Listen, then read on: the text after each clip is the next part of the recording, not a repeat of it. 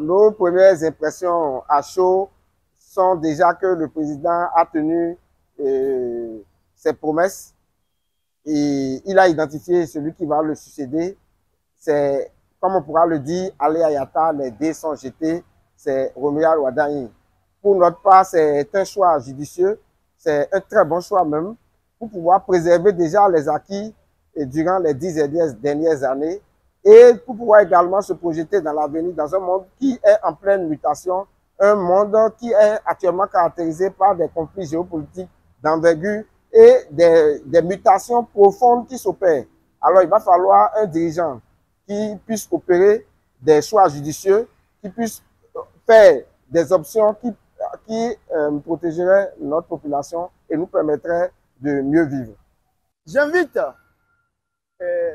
toute la population, en l'occurrence les femmes et les jeunes, à se mobiliser massivement derrière ce choix majeur, louable, afin que nous puissions révéler plus le Bénin davantage au monde entier. Nous pourrons dire que le choix du ministre Wadani est aussi judicieux parce que celui-ci a appris pendant 10 ans auprès du président. Il a vu faire, il a été ministre des Finances, à la suite ministre des Finances, ministre d'État. Et donc, il a vu faire. Il est à la fois technocrate et je crois qu'en 10 ans également, il a appris à gérer la chose politique. Et il est, de plus, il est jeune. Il a le sang jeune, il a la force, la fougue pour engager des réformes, pour opérer des changements qui pourront permettre le bien-être de notre population. Nous n'avons plus besoin de rappeler, il avait promis de partir. Et il a même pris le soin de demander pardon à ceux qui l'auraient offensé, parce que dans le feu de l'action, dans la gestion de la chose commune, il va falloir casser des œufs et il en a cassé pour faire de très bonnes omelettes. Et il avait promis de partir. Les dés sont jetés, Patrice Talon est en train de partir et il laisse progressivement la place à un jeune, à Romuald Wadani, pour continuer l'œuvre entamée et pour permettre au Bénin de continuer sa marche vers le développement. Cette proposition vient dans un contexte un peu spécial où je note 4 points. Le premier point, c'est déjà la ferveur qui anime toute la jeunesse de voir un jeune être proposé pour être candidat à l'élection présidentielle.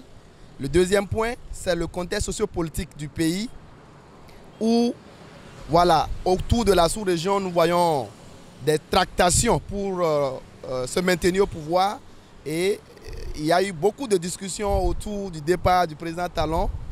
Désigner un candidat pour le succéder vient confirmer qu'il part et je pense que c'est vraiment une leçon de démocratie qui vient prouver encore une fois la maturité du Bénin. Et je pense que c'est à l'actif de tous les Béninois, quelle que soit leur politique, qu'ils soient de la mouvance, de l'opposition ou pas politiciens. Le troisième point, c'est le candidat lui-même.